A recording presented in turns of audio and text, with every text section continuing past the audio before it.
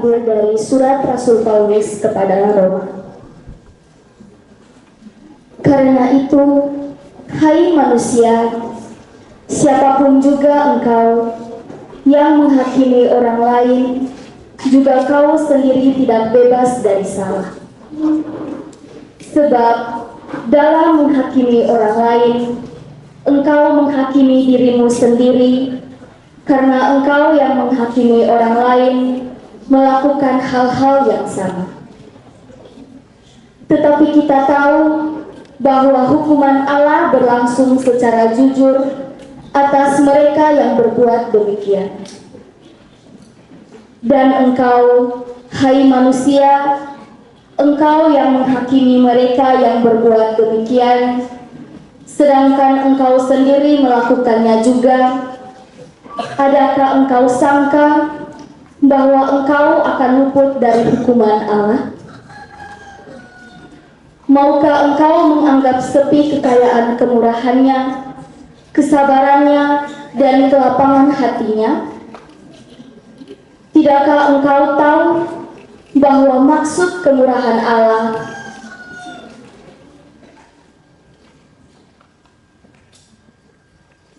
ialah menuntut engkau kepada pertobatan, tetapi oleh kekerasan hatimu yang tidak mau bertobat, engkau menimbun murka atas dirimu sendiri pada hari waktu mana murka dan hukuman Allah yang adil akan dinyatakan.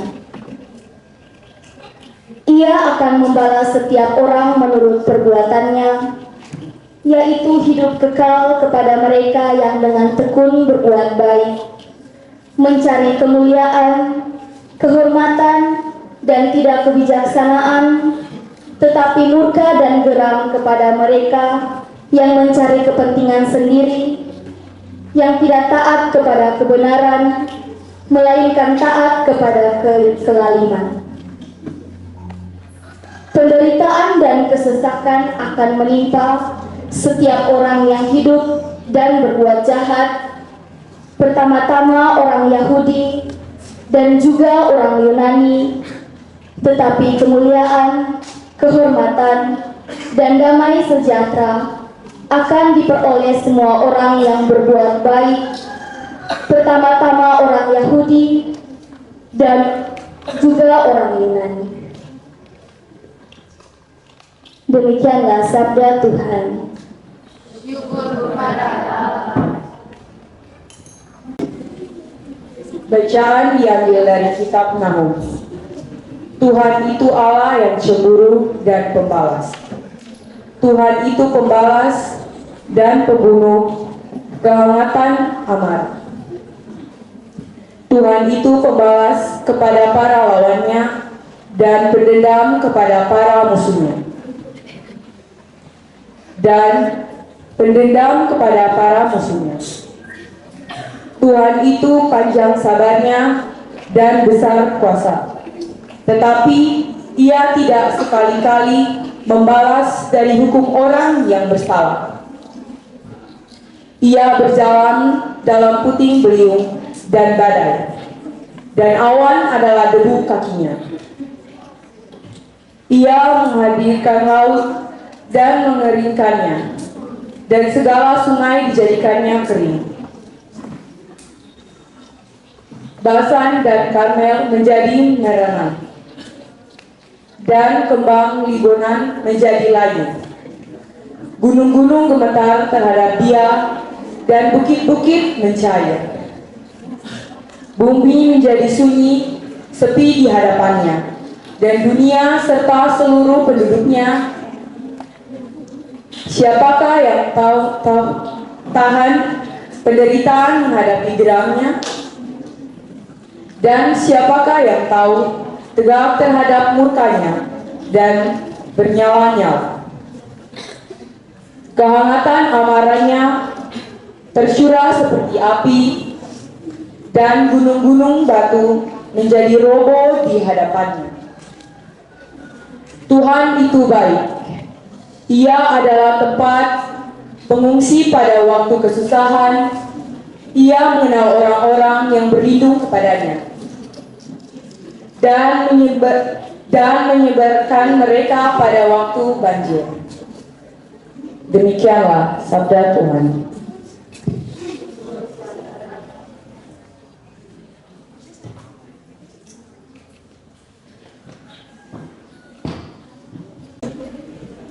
Bacaan diambil dari Injil Matius.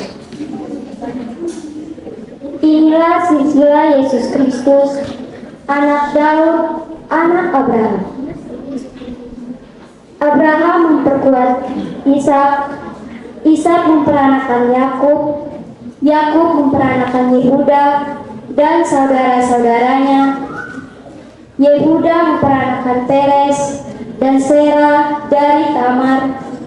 Peres memperanakan Hesron, Hesron memperanakan Ram, Ram memperanakan Aminadab, Aminadab memperanakan Nahason, Nahason memperanakan Salmon, Salmon memperanakan Boaz dan Rahab, Boaz memperanakan Obed dan Rut, Obed memperanakan Isai, Isai memperanakan Raja Daud memperanakan Salomo dari istri Uria, Salomo memperanakan Rehabeam, Rehabeam memperanakan Abia, Abia memperanakan Asa, Asa memperanakan Yosafat, Yosafat memperanakan Yoram, Yoram memperanakan Usia, Usia memperanakan Yotam, Yotam memperanakan Ahaz, Ahaz memperanakan Hizkia, Hizkia memperanakan Manasea, Manasya memperanakan Amon, Amon memperanakan Yosia, Yosia memperanakan Yekho dan saudara-saudaranya pada waktu pembuangan ke Babel.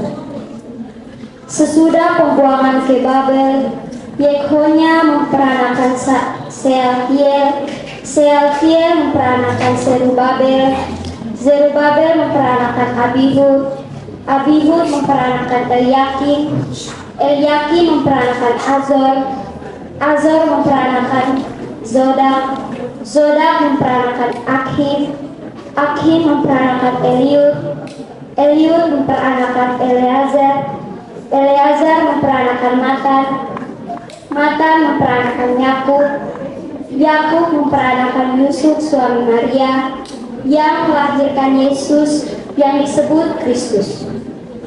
Jadi seluruhnya ada 14 keturunan dari Abraham sampai Daud, 14 keturunan dari Daud sampai pembuangan ke Babel, dan 14 keturunan dari pembuangan ke Babel sampai Kristus. Demikianlah sabda Tuhan.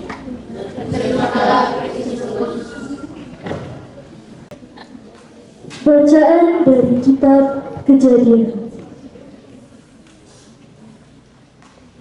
Inilah daftar keturunan Adam.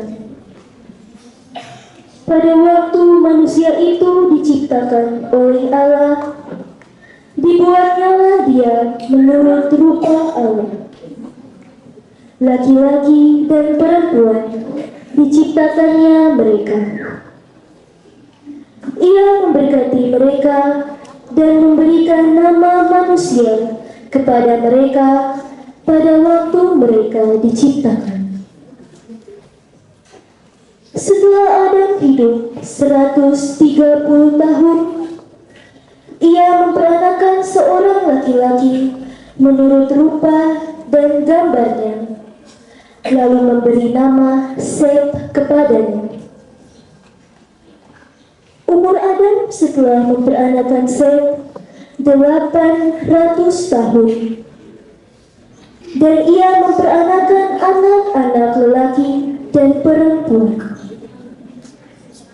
Jadi Adam mencapai umur 930 tahun, lalu ia mati. Setelah Set hidup 105 tahun, ia memperanakan Enos. Dan Set masih hidup 807 tahun setelah ia memperanakan Enos, dan ia memperanakan anak-anak lelaki dan perempuan.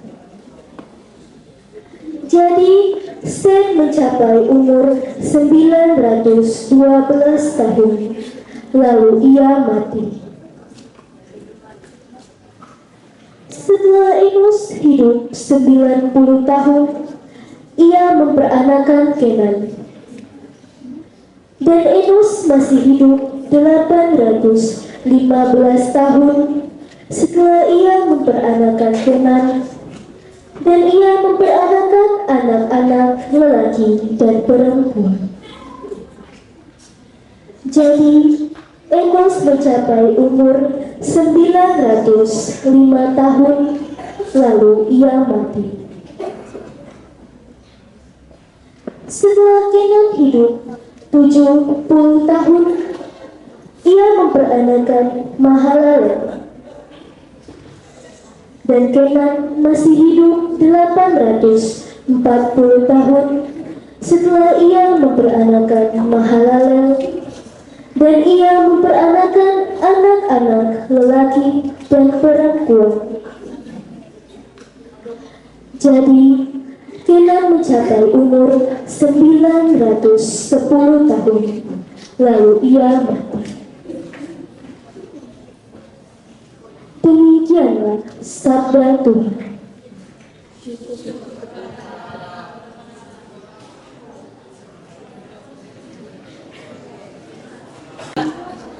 Bacaan dari Kitab Wahyu kepada Yohanes.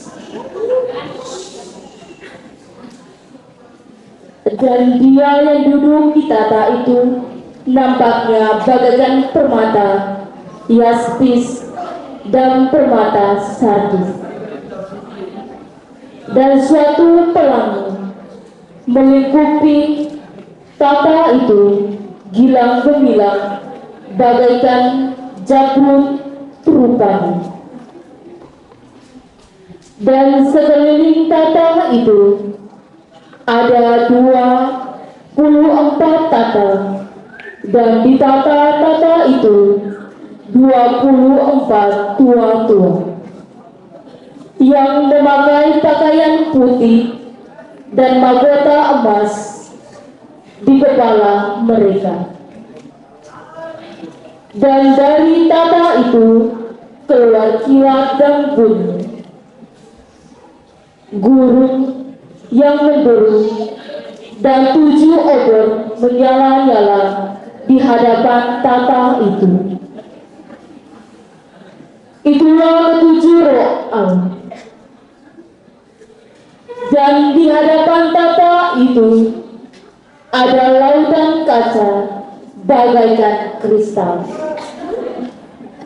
Di tengah-tengah tata itu dan di sekelilingnya ada 4 makhluk penghuni dengan mata di sebelah muka dan di sebelah belakang. Adapun makhluk yang pertama sama seperti singa, dan makhluk kedua sama seperti anak lembu, dan makhluk yang ketiga mempunyai muka seperti muka manusia. Dan makhluk yang keempat sama seperti burung nasar yang sedang terbang. Dan keempat makhluk itu masing-masing bersayap 6. Di sekelilingnya dan di sebelah dalamnya penuh dengan mata. Dan dengan tidak berhenti-hentinya mereka berseru siang dan malam, Kudus, kudus, kuduslah Tuhan Allah yang Maha Kuasa, yang sudah ada dan yang ada dan yang akan datang. Dan setiap kali makhluk-makhluk itu mempersembahkan puji-pujian dan hormat dan ucapan syukur kepada Dia yang duduk di atas tata itu, yang hidup sampai selama-lamanya, maka tersyukurlah ke-24 tua-tua itu di hadapan Dia yang duduk di atas tahta itu, dan mereka menyembah Dia yang hidup sampai selama-lamanya. Dan mereka melemparkan mahkotanya di hadapan tahta itu sambil berkata, "Ya Tuhan dan Allah kami, Engkau layak menerima puji-pujian dan hormat dan kuasa. Sebab Engkau telah menciptakan segala sesuatu, dan oleh karena kehendak-Mu semuanya itu ada dan diciptakan." Demikianlah sabda Tuhan. Syukur kepada Allah.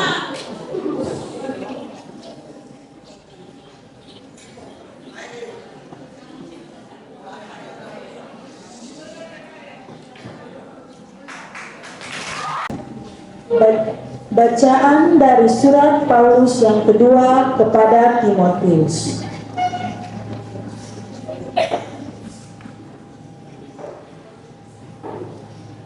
Berusahalah supaya segera datang kepadaku, karena Demas telah mencintai dunia ini dan meninggalkan aku. Ia telah berangkat ke Tesalonika. Krekes telah pergi ke Galatia dan Titus ke Dalmatia. Hanya Lukas yang tinggal dengan aku. Jemputlah Markus dan bawalah dia kemari, karena pelayannya penting bagiku. Tikikus telah kukirim ke Efesus.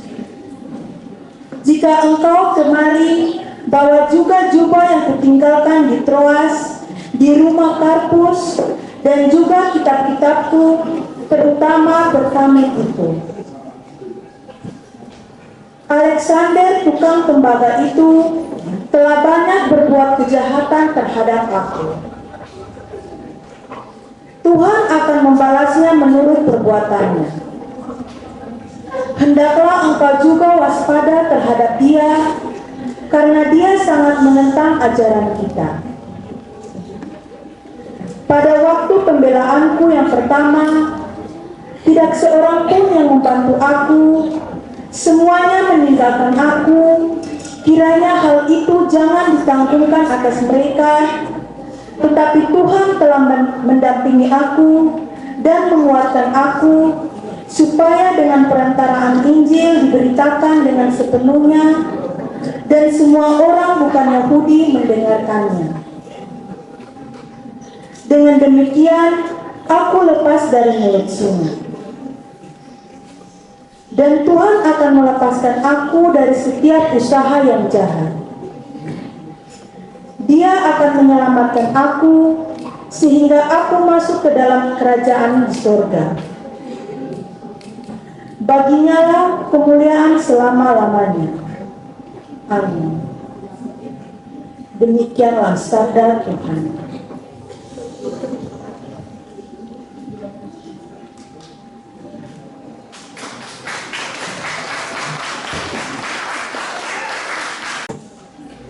Bacaan diambil dari Injil Markus. Kemudian sesudah lewat beberapa hari, waktu Yesus datang lagi ke Kapernaum, tersiarlah kabar bahwa ia ada di rumah. Maka datanglah orang-orang berkerumun sehingga tidak ada lagi tempat, bahkan di muka pintu pun tidak ada lagi tempat, bahkan di muka pintu pun tidak. Sementara ia memberitakan firman kepada mereka, ada orang datang membawa kepadanya seorang lumpuh, digotong oleh 4 orang. Tetapi mereka tidak dapat membawanya kepadanya karena orang banyak itu. Lalu mereka buka atap yang di atasnya. Sesudah terbuka, mereka menurunkan tilam, 4 orang lumpuh itu terbaring. Ketika Yesus melihat iman mereka, berkatalah ia kepada orang lumpuh itu, mereka, berkatalah ia, "Hai anakku, dosamu sudah diampuni." Tetapi di situ ada juga duduk beberapa ahli Taurat. Mereka berpikir dalam hatinya, "Mengapa orang ini berkata begitu? Ia menghujat Allah. Siapa yang dapat mengampuni dosa selain daripada Allah sendiri?" Tetapi Yesus segera mengetahui dalam hatinya bahwa mereka berpikir demikian. Lalu ia berkata kepada mereka, "Mengapa kamu berpikir begitu dalam hatimu? Manakah lebih mudah mengatakan kepada orang lumpuh ini, 'Dosamu sudah diampuni,' atau mengatakan, 'Bangunlah, angkatlah tilammu dan berjalan'? Tetapi supaya kamu tahu bahwa di dunia ini Anak Manusia berkuasa mengampuni dosa, berkatalah ia kepada orang lumpuh itu, 'Kepadamu kukatakan, bangunlah, angkatlah tempat tidurmu, dan pulanglah ke rumahmu.' Dan orang itu pun bangun, segera mengangkat tempat tidurnya, dan pergi keluar di hadapan orang-orang itu, sehingga mereka semua takjub, lalu memuliakan Allah, katanya, 'Yang begini belum pernah kita lihat.'" Demikianlah Injil Tuhan.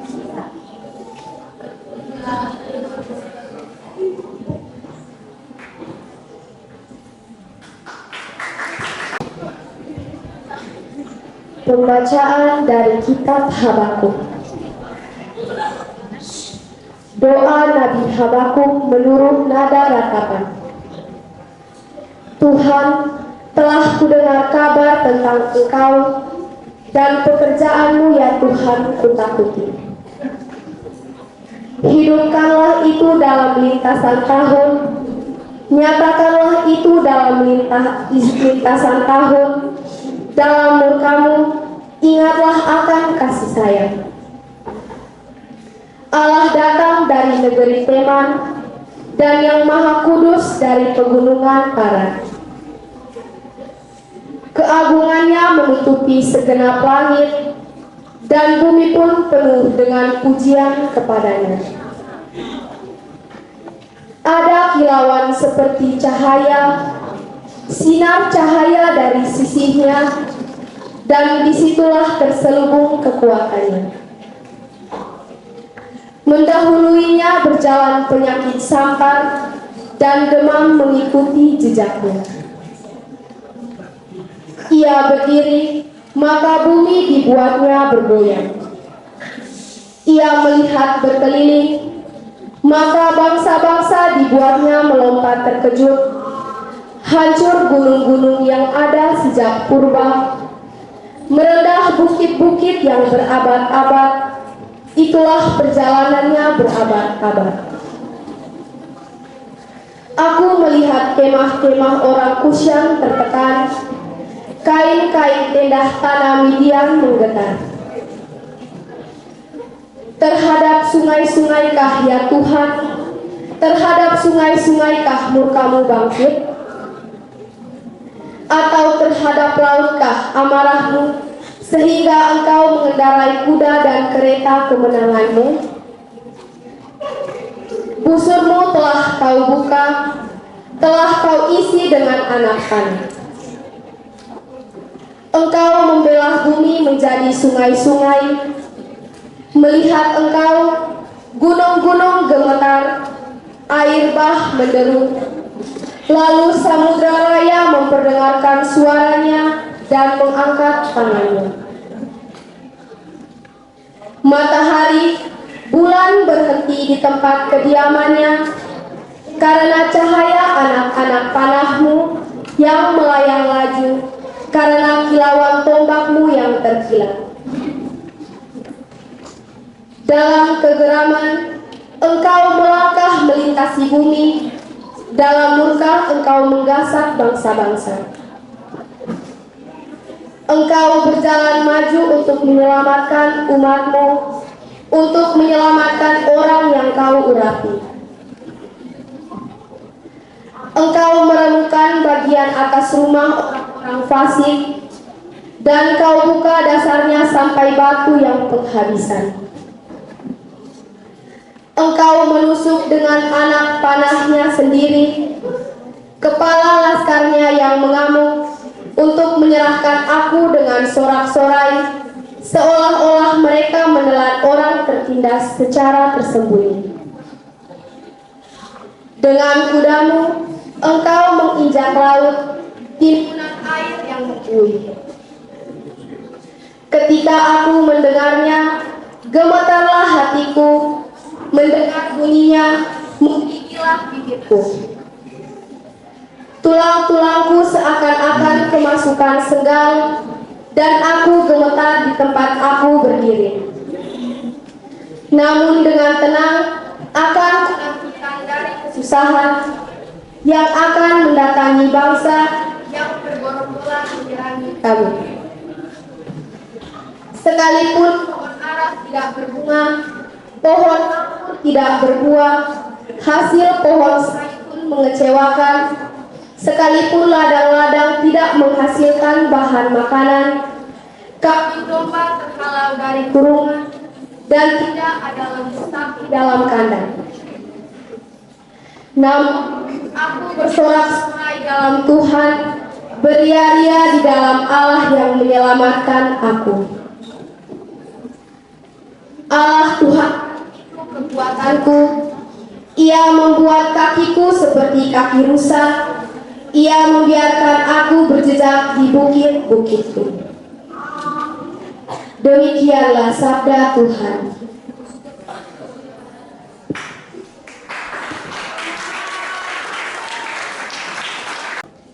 Baca dari Injil Yohanes.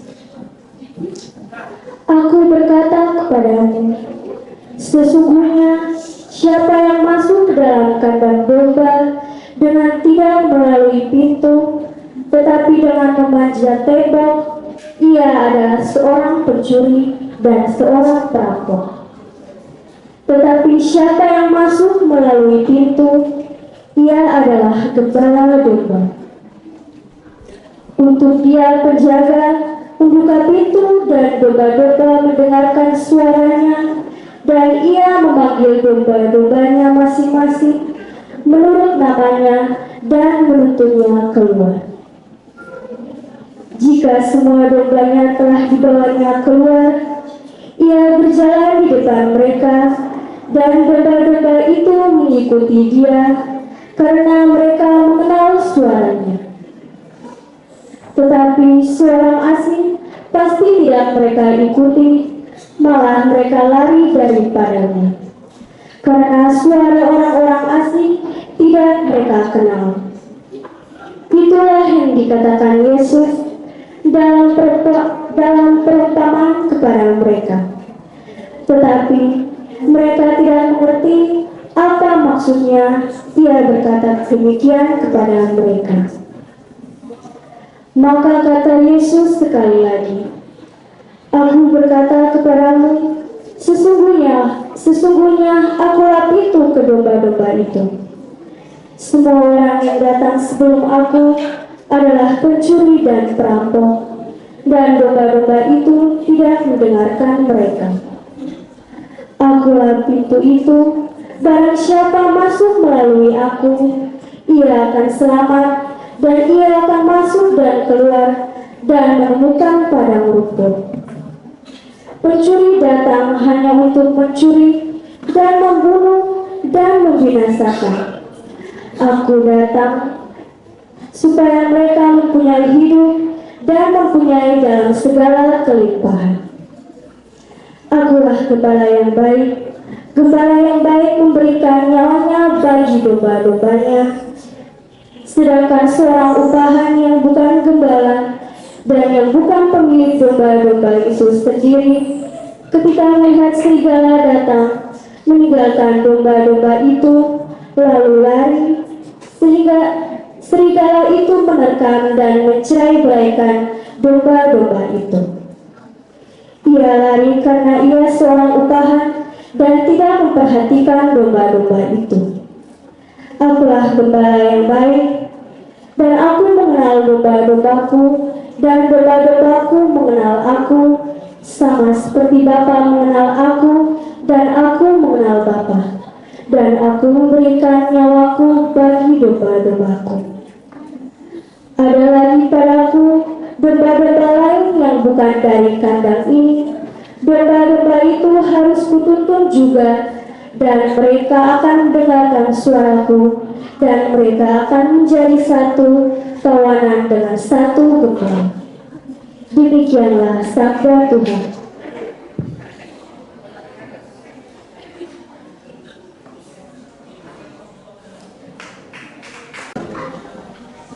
Bacaan dari Injil Lukas.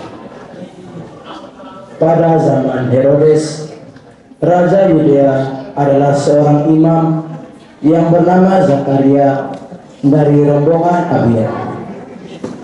Istrinya juga berasal dari keturunan Harun, namanya Elisabet. Keduanya adalah benar di hadapan Allah dan hidup menurut segala perintah dan ketetapan Tuhan dengan tidak bercacat. Tetapi mereka tidak mempunyai anak, sebab Elisabet mandul dan keduanya telah lanjut umurnya.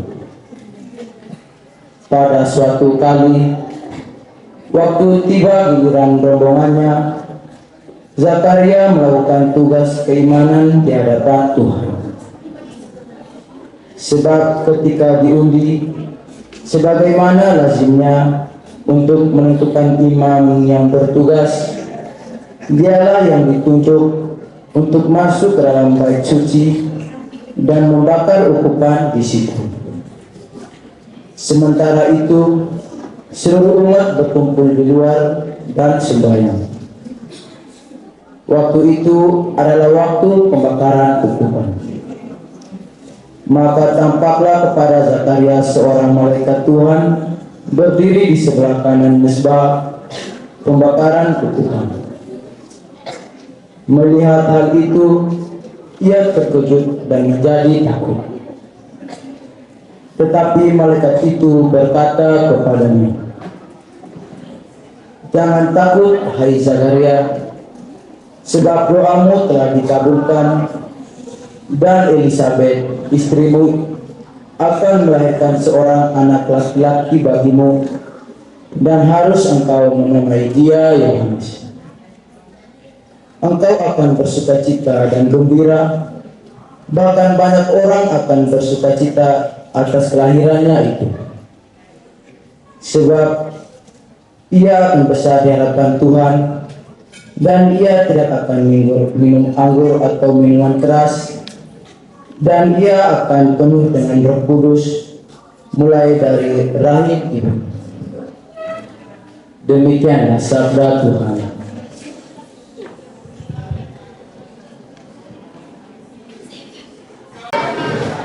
Pembacaan dari surat Paulus yang pertama kepada jemaat di Korintus. Segala sesuatu diperbolehkan bagiku, tetapi tidak semuanya berguna. Segala sesuatu diperbolehkan bagiku, tetapi aku tidak mau membiarkan diriku diperhamba oleh apapun. Makanan untuk perut dan perut untuk makanan, tetapi kedua-duanya akan dibinasakan oleh Allah. Tubuhku bukanlah untuk percabulan, melainkan untuk Tuhan, dan Tuhan untuk tubuh. Allah yang membangkitkan Tuhan akan membangkitkan kita juga oleh kuasa-Nya. Tidak tahukah kamu bahwa tubuhku kamu semua adalah anggota Kristus? Jadi, akan kuambilkah anggota Kristus dan menjadikannya anggota tubuh pelacur? Sekali-kali tidak. Atau tidak tahukah kamu bahwa siapa yang mengikatkan dirinya pada perempuan cabul menjadi satu tubuh dengan dia? Sebab telah dikatakan, keduanya akan menjadi satu daging. Namun, siapa yang mengikatkan dirinya pada Tuhan menjadi satu roh dengan dia. Jauhkanlah dirimu dari percabulan. Setiap dosa lain yang dilakukan manusia terjadi di luar tubuhnya. Namun, orang yang melakukan percabulan berdosa terhadap tubuhnya sendiri. Atau, tidakkah tahukah kamu bahwa tubuh kamu semua adalah bait Roh Kudus yang tinggal di dalam kamu, Roh yang kamu peroleh dari Allah, dan bahwa kamu bukan milik kamu sendiri? Sebab kamu telah dibeli dan harganya telah lunas dibayar. Karena itu, muliakanlah Allah dengan tubuhmu. Demikianlah sabda Tuhan.